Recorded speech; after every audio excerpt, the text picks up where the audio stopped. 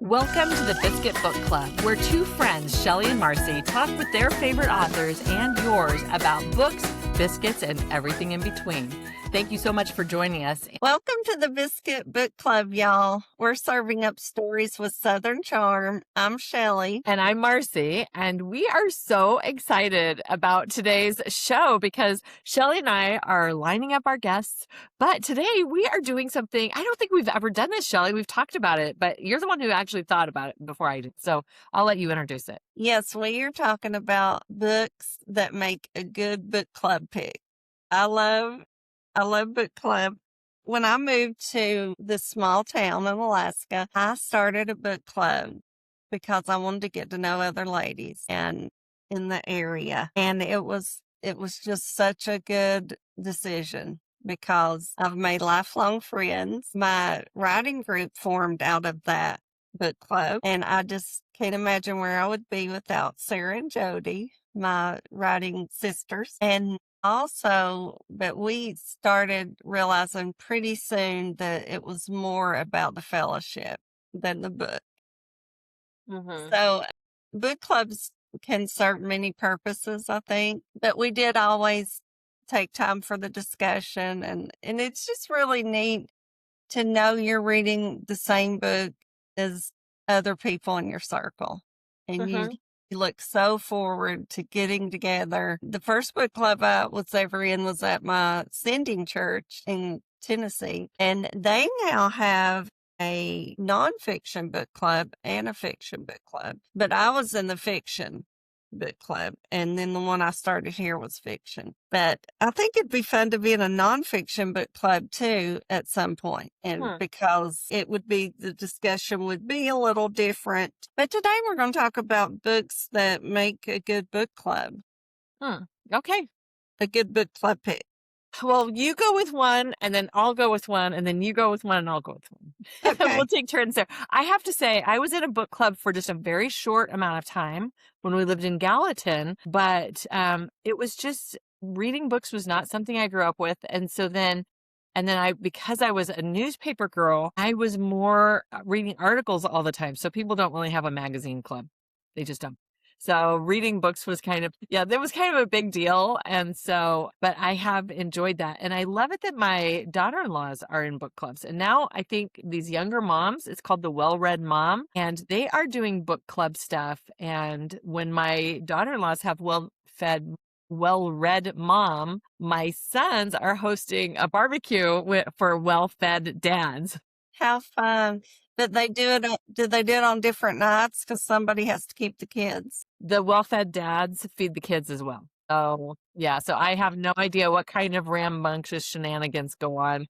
And you know what? Sometimes what happens in the woods stays in the woods.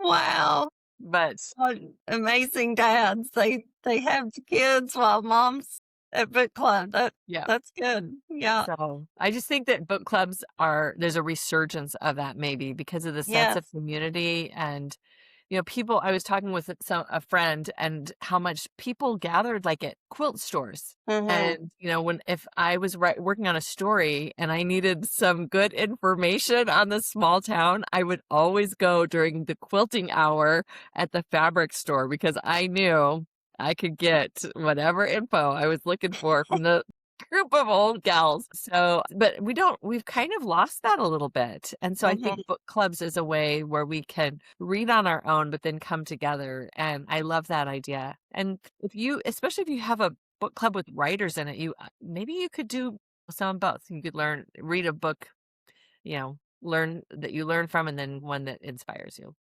Yes. And my daughter, her and a friend also started a book club. So I was so happy when I heard they were starting a book club. And every month I'm like, what are you reading? And it's been fun for us to talk about too. So yes, I agree. So my first book is The Bitter End Birding Society by Amanda Cox. And I love that title, first of all. But this book was just so good. It would be a lot of discussion material in this book.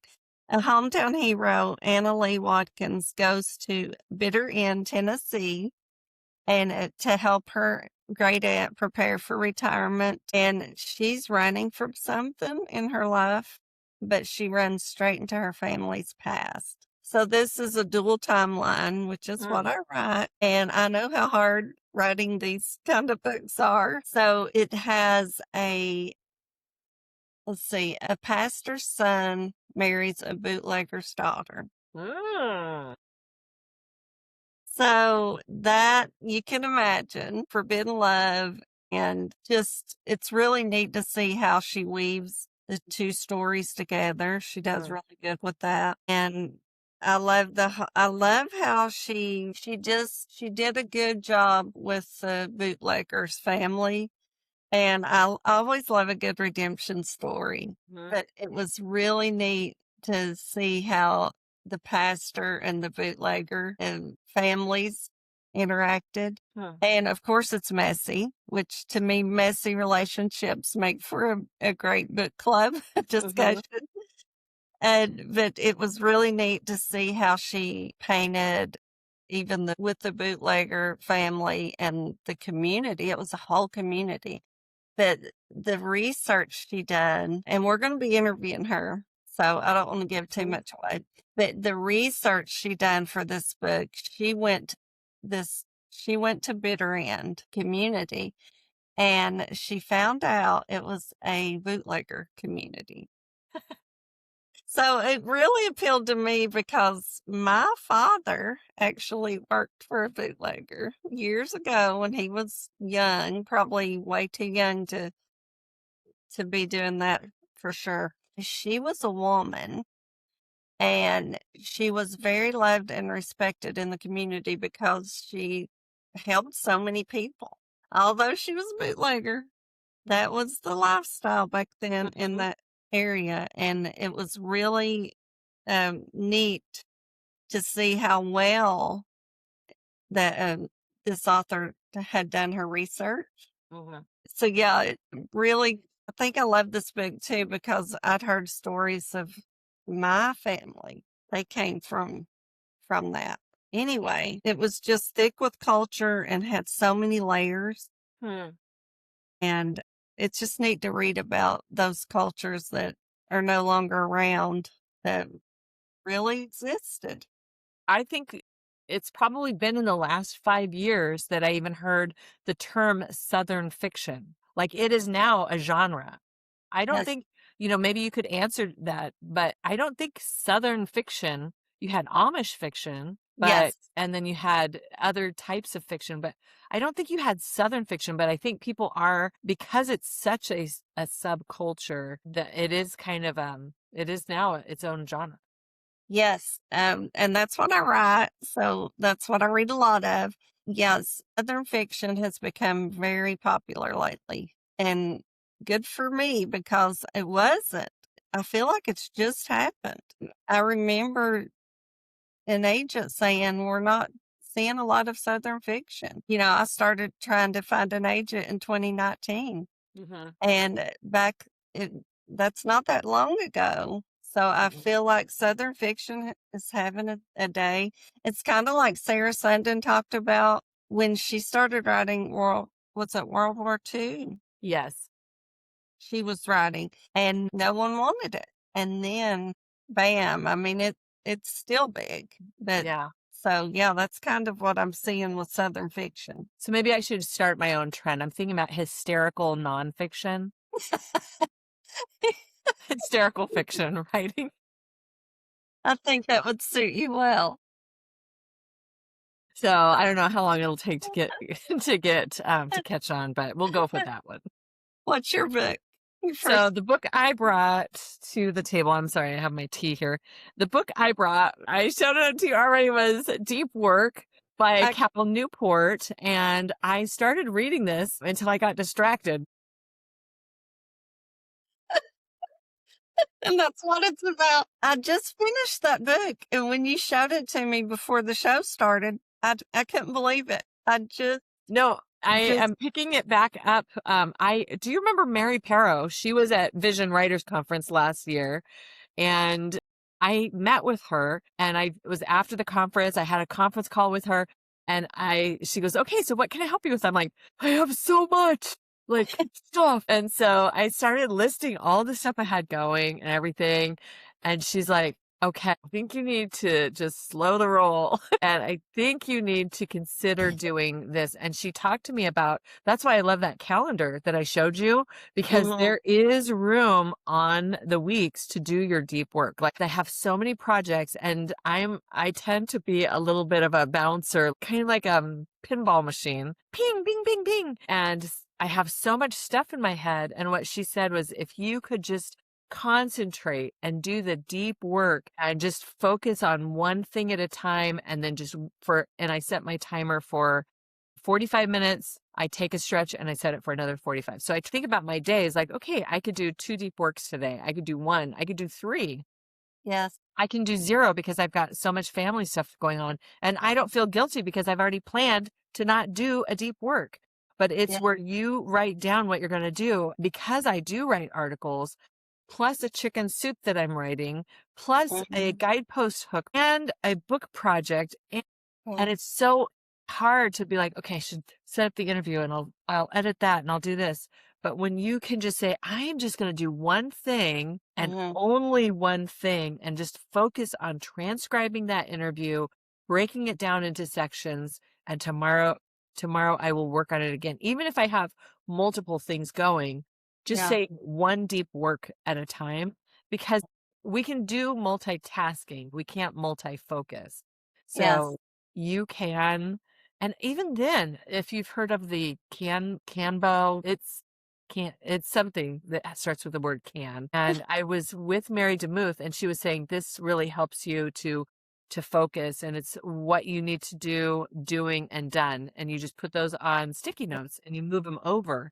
And I mean, I was at a small intensive, and she was talking about this method and that they use in businesses and stuff. And I'm like, what if you could do 2 things at one time? She's like, no, Marcy, you can't. I'm like, what if I need to exercise? And I was reading while I was listening to a podcast while I was walking. So that would be 2 things. She's like, Marcy, you can only really do one thing at a time. Like you might be able to do other things, but as far as focus, you can only focus on one thing.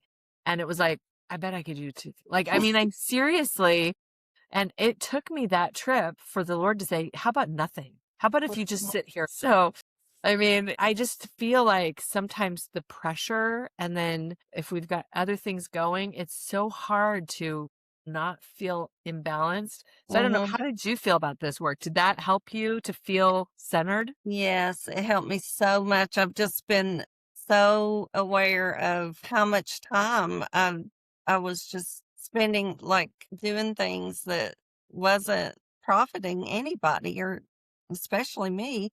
And just trying I am ADD. I don't know about you, but when you were describing different how your mind was, I can't remember the term you used, but I thought I'm so ADD at times. I mean, I have a one track mind. I can only focus. And I've tried to describe it to my husband because he always had like, he can multitask well, or he somehow kept all his balls in the air. And, I cannot. I've got to focus on one thing. And so when I try to, I've realized it doesn't work for me. Mhm. So yes, this book really helped me to understand myself more. I've been doing is I've been putting my phone in another room, Mhm.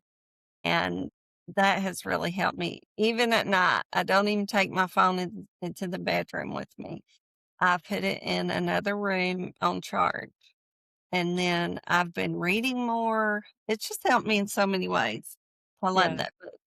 I actually noticed that when we were gone and we had no phone service, I was hardly ever on my phone. And then when we came back, now I've got enough recipes probably for the next 5 years that I've saved on my phone, because I'm like, oh my gosh, that looks really good. I should save that to Yeah. myself. So, I mean, if you need anything that's high protein made with cottage cheese, an egg, a banana, and some soy sauce, I've got you covered. Like, serious. But the other thing I loved about this is that my brain has such a hard time turning off. So Mm-hmm. when I have so many things on my head, it's like, "Oh my gosh, okay, I've gotta do this and this, this and this." So, Deep Work Yes. by Cal Newport. This is would you say I think this is a 2 thumbs up in my Yes. over here, so So good. yeah, I highly rules recommend it. And yeah, and it's it's especially it's January. I think it's a good time to read it. well, and I think with the subtitle too, it's more timely than ever with all of the news bombardment. It is Rules for Focused Success in a Distracted World. Mm, Deep yes. work. So, okay. Awesome. I What's almost picked that book. I meant to say that. We first said we were gonna pick 3. That was my 3rd one. I okay. was like, "I'm gonna pick a nonfiction." But then, we decided to just do 2 so the show didn't go too long, and so that was my 3rd book. That's so funny. So my next one is just a fun read. With all that's going on in the world, if you're looking for a fun escape, this book is almost 20 years old, but it is so fun. It's called Fancy Pants by Kathy Marie Hay, I guess. And this one is so laugh out loud. It's historical. So even though it's 20 years old, it's timeless. But it's just like a fish out of the water story with heart and depth. Sydney Hathwell finds herself stranded in America after her father dies. So she ends up, the man she planned to marry in America suddenly backs out. And she's alone and penniless and far from home. Desperate, she contacts a distant relative in Texas. And because her name is Sydney, which to him, he thought she was his nephew, and he agrees to put her to work on the ranch. So she goes to work on this ranch. She has to disguise herself as a boy, as a teenage boy. And it is so funny the things she has to do and the predicaments she gets put in with the other farmhands. It is, and they just pick on her, and it's just really good. It makes for a great book discussion. We have read this book 2 times in our book club. We read it when I first started the book club. I think it was one of the first books we read, and then we read it again last year. I Hmm. mean, I wonder if that's ever happened in the history of book clubs. Yeah, and with a book that old, how did people get it? Do you still, can you still purchase it, or do you have to Yes. get used copies? It's still on, I know it's definitely on Kindle. I'm not sure about paper copy, but, Okay. I can't find anything on this author. It's like I think she wrote a couple series and then she hasn't written anything in probably 15 years. So if you're listening and you know anything about this author, she's just no longer writing. I can't find anything on her. So Hmm. that was interesting. We talked about that, and you know how so many stories you can come up with this and that and the other. Wonder if this, wonder if that. So Hmm. that was part of our book club discussion. What happened to her? Hmm. But it was so good. Identity, belonging. What happens when we're forced outside of roles of society assigns us, Mhm. and it's just how much of who we are is shaped by expectations. Mhm. So there was a lot of questions in there, really good discussion questions. And you could read this book any time of year. You can read it on the beach. You could read it in the winter. Huh. You could just read it anytime. And it's just such a fun read. Okay, well, that's good. And did the gals were all of them in the book club for the first year time that they read it to the second time, or were there new No, gals? there was some new gals. And, there's usually at least one person that doesn't care for the book. It's like, it was okay. Everybody loved this book. Huh. So that's why I was just like, you know what? I had another one picked out, and last night I decided last minute to change. I thought about this book and how many times we've talked about it since, Uh-huh. and the fact that we read it twice in book club probably over an 8-year period. Wow. So yeah. It's, Okay, so that's Fancy Pants mhm. by who's the author? Yes. Where did sorry, my notes are all messed up. Kathy Marie Haight. Okay. And how do you spell that last name? Hake. Is that how you would say it? Yeah, like rake. Cake? Yeah, that's how I say. Cake? If you're gonna rhyme with something, you might as well rhyme with cake. What's your next one? So I have the same problem, is that I have a book that I'm planning to reread, which we've had her on the show. My Yes is on the Table by Jen Hand, and having to be brave in those steps that we make in saying yes. So I do want to talk about this maybe next book club time, but the one I showed you that I kind of wanted to talk about was Road to Belonging, and this is by Lynn Leopard. She is a writer in New Zealand, and I loved this story. It's establishing a legacy of love after closed adoption. And she did such a beautiful way and weaving faith and family and just the journey that she went through. And it helped me to be a better friend to people who might be going through that, because it's not a story I could say, oh yeah, sister, me too. I wasn't adopted, and that's not part of our immediate family's story, but it is part of people's stories. And we do want to understand our sisters and brothers a little bit better.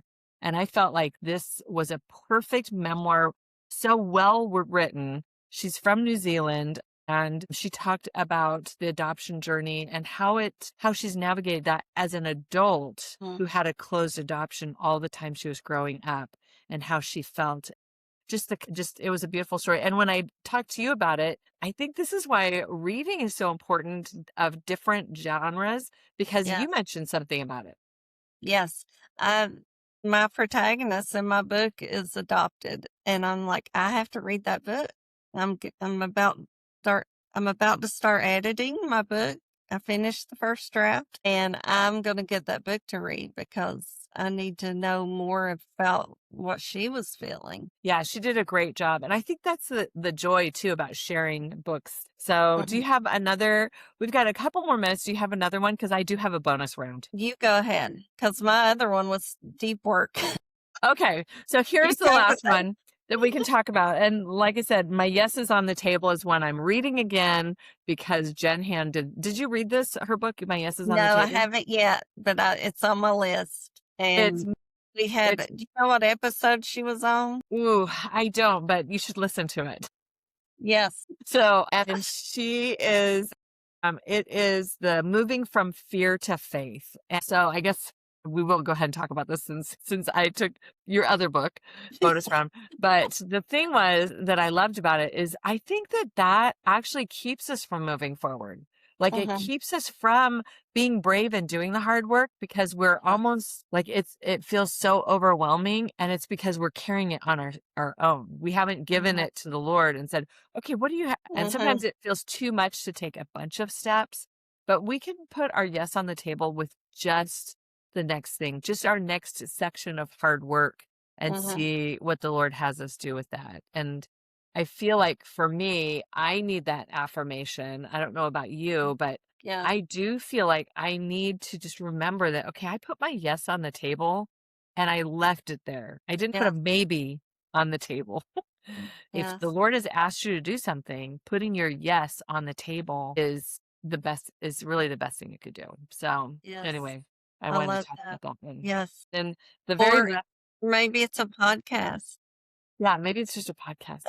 Okay, so my last bonus round book for you and I to talk about is a book that I bought for my kids, my grandkids. And I think that this is something that is a huge educational boost to any library, and that is Who Pooped in the Park. Okay. And I pulled this out of my bookshelf because I just think it's important not to know who pooped in the park, but I think it's important to think about how you're writing. You could be writing for different genres. You could be doing some research about animals and stuff, but then how would kids relate to this? How would different genres relate to this? So actually, I just wanted to see your reaction when I pulled this out. I actually paid money for this, but it actually is really interesting because it's through Yellowstone National Park, and it talked about all the different animals that are in Yellowstone Park. Yes. And so it talked about how to find their hoof prints, and and how to find like what they've been eating. Oh yeah. But for kids, that's kind of a big deal. For my grandsons, they're all about that. And they loved it because it was like, oh yeah, that's how they identify animals. So Yeah. it just was a fun way to make education fun for kids. Yes. So All anyway, I could, all I could think of is when you and your grandchildren dissected owl pellets. owl pelt. For some reason, that's what came to my mind when you held that book up. Yeah, yeah, owl pellets. Well, my daughter-in-law's had me do that with the kids. They're like, yeah, Yeah. you that. You can do It's that with all on grandma. you. So she's the dissector. I could just see my daughter's face when I pulled that book out to read to my grandbaby. Okay, kids, we're gonna read Who Pooped in the Park. Hmm. And so anyway, yeah, talking about, just how the moose, they rub their antlers here. They do all these things Yes.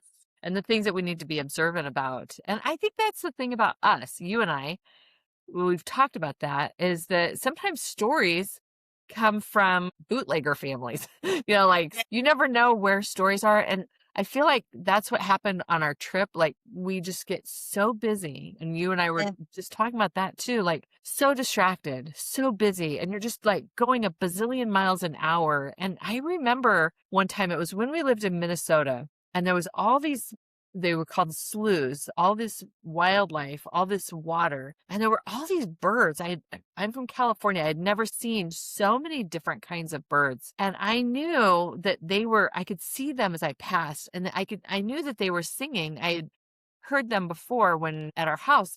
And I just remember seeing all these birds on right next to the road as we're driving through this and thinking, I know they're there and I know that they are making beautiful music, but I'm going too fast to hear it. And I just thought, that's the joy of slowing down.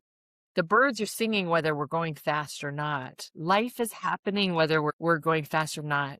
If we don't do the deep work, if we don't put our yes on the table, if we don't observe the stories and the relations around us, like in Road to Belong, the belonging book, if we don't even notice who pooped in the park, like we are missing some opportunities, not just for good stories, but just to be in awe of a mighty God. So anyway, that's my well, it's been great. This has been a fun Biscuit Book Club. I'm already looking forward to the lineup that we have coming. And yeah, Vivian Cummings is going to be next year. So anyway, until next time, keep reading. Bye.